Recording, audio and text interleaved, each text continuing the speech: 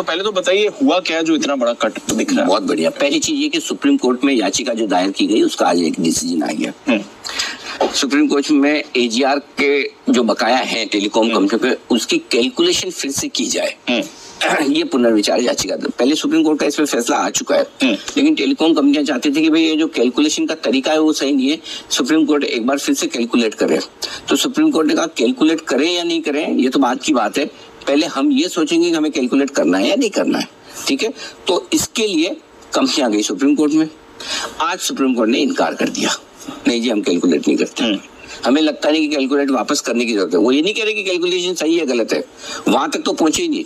पहले 5 साल पे चलो हटो वापस जाओ। एक तो ये होता ना कि चलो ठीक है भाई तुम बोल रहे हो कैलकुलेशन गलत है, दीप बोल रहे हो सर मेरा टैक्स ज्यादा काट दिया, सैलरी स्लिप में आता ना। अब क्या पेनफुल से समझ जाएगा इससे बोलेंगे नहीं। हाँ, तो मैं अगर अकाउंट्स हूँ जी, मैंने दीप अच्छा ठीक है यार मैं देख लेता हूँ वापस कैलकुलेटर, फिर मैं बोल गया दीप टैक्स तो बराबर ही काटा तुम्हारा, ठीक है। और दूसरा में नहीं दीप हटाओ तुम्हारा बराबर ही काटा हुआ है टैक्स, क्या मुझे पता है मैंने बराबर ही काटा है, ये वाला हुआ है इनके साथ। दूसरा वाला बोले गिनने की जरूरत ही नहीं, जो गिना है बराबर है। तो अब क्या हुआ इससे, रास्ता बंद। अब मतलब एजीआर में जो रिलीफ की उम्मीद थी वो चली गई। तो आज ये हुआ कि सुप्रीम कोर्ट ने फिर से विचार करने से इनकार कर दिया, मना कर दिया साहब, मना कर दिया ना। तो अगर एजीआर का फैसला आया तो गोल्डमैन कितना बुरा पड़ता था। तो इसका मतलब या तो गोल्डमैन को पता था या गोल्डमैन वालों को किसी को पता था, या फिर जो लोग इन्वॉल्व थे उनको पता होगा। किसी को तो पता था ना 17-18 रुपए से कौन बेच के 13 रुपए तक लाया है, सही बात, डिसीजन आने के पहले, राइट। अब ये आ गया अपनी एफपीओ प्राइस 11 रुपए पर, ठीक है। अब यहाँ से क्या, अब बड़ा सवाल है। पहली चीज यहाँ से अब जो आगे जो भी होगा वो सिर्फ और सिर्फ एक चीज पर होगा, कंपनी की फाइनेंशियल परफॉर्मेंस कैसी आती है। क्योंकि एजीआर का बेनिफिट निकल के आप न्यूट्रल हो गए 11 रुपए पे, ठीक है। अब जिन्होंने सिर्फ एजीआर के बेनिफिट से लिया वो निराश हैं, लेकिन जिन्होंने कंपनी की परफॉर्मेंस के हिसाब से लिया वो अब कंपनी की परफॉर्मेंस सुधरेगी। अब देखिए 2 दिन पहले बिरला जी ने भी खरीदा है 13.5 रुपए में, बिल्कुल 3 करोड़ शेयर्स खरीदे, 3 करोड़ उन्होंने भी खरीदा, खुद प्रोमोटर ने भी। सो इसलिए कहना मुश्किल है कि इस तरह से स्टॉक गिर जाएगा या डिसीजन आएगा। एफपीओ वाले इन्वेस्टर्स तो आज भी उनको नुकसान नहीं, लगभग अभी थोड़ा नीचे आया 11 रुपए का है, बट अभी भी लगभग उनकी प्राइस के आसपास ही है।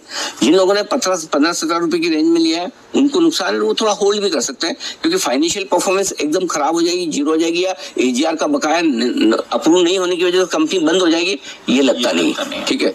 पैसा बनने में थोड़ा लंबा समय लग सकता है, इसमें कोई बड़ी बात नहीं। अब थोड़ा आपको ये मामला जो काम 1 साल में हो सकता था वो 3 साल में होगा या 4 साल में होगा, थोड़ा लंबा लग सकता है।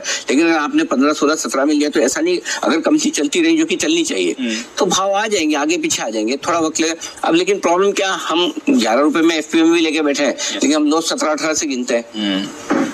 अब मुझे कई सारे लोग बोल रहे आप तो कूद के बोल रहे थे इतना, बोले मैं बिल्कुल बोल रहे थे, 100% बोल रहे थे, मैं अभी भी बोलता हूँ।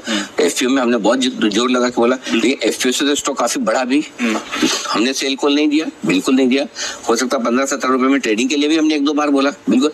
लेकिन एक चीज बताऊं, अगर मैं 50 स्टॉक देता हूँ, जरूर थोड़ी 50 के 50 चली जाए, और इसमें तो फंडामेंटली भी इशू नहीं है, ये तो एक कोई कोर्ट का डिसीजन आ सकता है, जो तो ये रिस्क हर कंपनी के साथ, किसी का प्लांट चल रहा है अचानक से उसका कोर्ट प्लांट बंद कर दे, उसमें आपकी अगर रिसर्च गलत हो जाए तो हो भी सकती है। और रहा सवाल, चलो मान लिया आपने हाईएस्ट प्राइस 17 रुपए में लिया और आपका 50% पैसा टूट गया, इस वक्त 50% ही टूटा, इससे ज्यादा नहीं। पूरा पोर्टफोलियो तो जीरो नहीं हो रहा नहीं। एक स्टॉक का 50।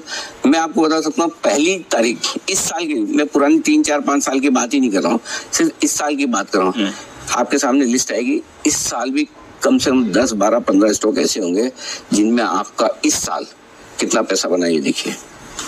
इस साल 1 जनवरी का स्टॉक की रिकमेंडेशन से देखिए अभी तक